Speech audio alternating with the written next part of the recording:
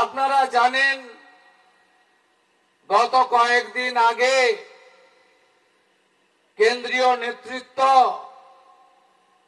যে 19 জনের প্রার্থী তালিকা ঘোষণা করেছেন, তার মধ্যে উলবেড়িয়া লোকসভা কেন্দ্রে সংগঠনের প্রার্থী, আপনাদের প্রার্থী, গত 3 বছর কঠিন, কঠোর এবং প্রতিকূল লড়াইয়ে যিনি নেতৃত্ব দিয়েছেন, অরুণ দা, তাকেই আমাদের কেন্দ্রীয় নির্বাচক মণ্ডলী সিলমোহর দিয়েছেন। আমি সৌভাগ্যবান, ওই দিন আমি 21 সালের পরে 21-এর ভোটের আগে রাজনাথ সিংজি উদয়নারায়ণপুরে সভা করেছিলেন তৎকালীন প্রার্থীর সমর্থনে। তারপরে কয়েক মাস আগে রাজ্য সভাপতির উপস্থিতিতে একটি থানায় বিক্ষোভ হয়েছিল, কিন্তু তার এই 3 বছরে কোনো বড় কার্যক্রম উদয়নারায়ণপুরে হয়নি বা করতে দেওয়া হয়নি। সেই দিন আমি সৌভাগ্যক্রমে উদয়নারায়ণপুরে ওই সমাবেশে ছিলাম।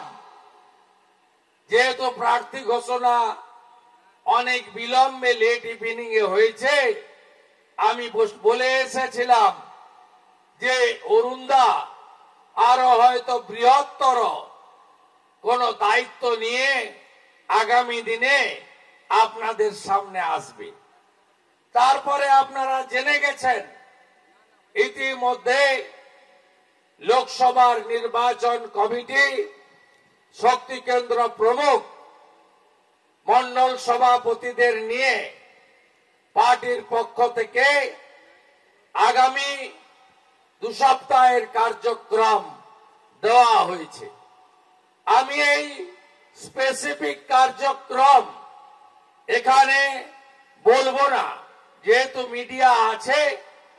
আমরা cadre base party, discipline party, কিন্তু আমি যেটা আপনাদেরকে মোটামুটি বলবো সেটা হলো আমাদের যে বুথগুলিতে বুথ টিম এবং সংগঠন আছে, সেই সংগঠনকে, তার কার্যপ্রণালীকে আরো দ্রুততার সঙ্গে চলমান হতে হবে এবং আলটিমেটলি মন্ডল থেকে নামতে নামতে ভোটার তালিকায় পৌঁছাতে হবে। পৃষ্ঠাপালকদের নিয়োগ করে এক একজন পার্টির ডেডিকেটেড কর্মীকে অন্তত একটা ভোটার লিস্টের একটা পৃষ্ঠার দায়িত্ব নিতে হবে, যাতে সব ভোটগুলো ভারতীয় জনতা পার্টির পদ্ম ফুল চিহ্নে পড়ে। এই নির্বাচন কেবলমাত্র উলবেড়িয়া থেকে একজনকে প্রতিনিধি পাঠানোর ভোট নয়। এই নির্বাচন সামগ্রিকভাবে ভারতবর্ষের আগামী প্রধানমন্ত্রী কে হবেন, এই দেশ কার হাতে সুরক্ষিত থাকবে, তার নির্বাচন।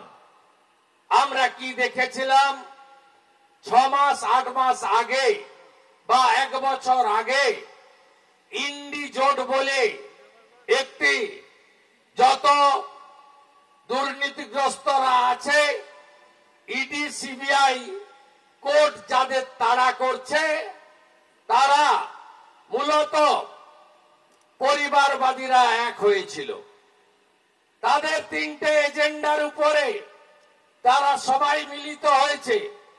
একটা পরিবারবাদ বা বংশবাদকে বাঁচিয়ে রাখা, 2 হচ্ছে তুষ্টিকরণ তোষণের রাজনীতি চালিয়ে যাওয়া, জাতপাত, ধর্ম সম্প্রদায় বিভাজনের রাজনীতি। তৃতীয় হলো ভ্রষ্টাচার, দুর্নীতি এবং রাজনীতি বা সরকার দলকে ব্যবসায় পরিণত করে নিজের আখের গুছিয়ে একটু বিলাসিতার জীবন যাপন করা। আমরা দেখেছি এতে কারা কারা ছিলেন। 4G ছিলেন। 4G হলো চাচা নেহেরু, তার কন্যা ইন্দিরা গান্ধী, তার পুত্র রাজীব গান্ধী, তার বেটা রাহুল গান্ধী।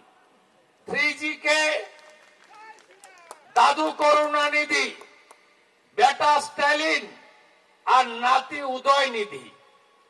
আরো 3G আছে, বাবা শেখ আব্দুল্লাহ, বেটা ফারুক আব্দুল্লাহ, নাতি ওমর আব্দুল্লাহ। 2G তো ছড়াছড়ি, মুলায়ম সিং, বেটা অখিলেশ, লালু যাদব, বেটা তেজস্বী, শরদ পাওয়ার, কন্যা সুপ্রিয়া সোলে। এখানেও আছে 2G। পিসি, তার আলালের দুলাল, কয়লা ভাইপো।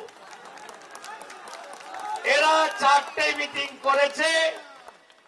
একটা মিটিং বাঙ্গালোরে, একটা মিটিং পাটনাতে, আরেকটা মিটিং মুম্বাইতে, আরেকটা মিটিং দিল্লিতে। এরা বলেছিল আমরা এক হয়েছি রাজস্থান, ছত্তিশগড়, মধ্যপ্রদেশ, তেলেঙ্গানা, মিজোরামের ভোটে সেমিফাইনালেই আমরা মোদিজিকে উল্টে দেব, আর ফাইনাল তো হয়েই যাবে, তাই তো বলেছিল। তারপরে রাজস্থান, ছত্তিশগড়, মধ্যপ্রদেশে ওরাই উল্টে গেছে। ভারতীয় জনতা পার্টি বিপুল সাফল্য নিয়ে জিতেছে, ইন্ডি জোটের পিন্ডি চটকে গেছে। আর ইন্ডির যিনি হোতা ছিলেন নীতিশ কুমারজি, তিনি তো বিহারে আসল খেলা করে দিয়েছেন। খেলা হবে তো বিহারে খেলা হয়ে গেছে। বিহারে এখন এনডিএ বিজেপি সরকার।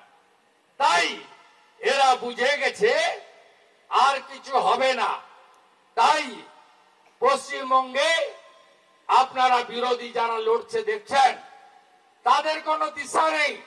আপনাকে যদি বলা হয় যে বিজেপি করেন, আপনার দেশের ভোট, প্রধানমন্ত্রীর নাম কি? আপনি বলবেন আমরা তৃতীয়বারের জন্য নরেন্দ্র দামোদর দাস মোদিজিকে প্রধানমন্ত্রী করতে চাই। তাই অরুণ দাকে জিতাতে হবে, যাতে মোদিজি 400 পেরিয়ে যায় আর উলবেড়িয়াও তার সঙ্গে থাকে।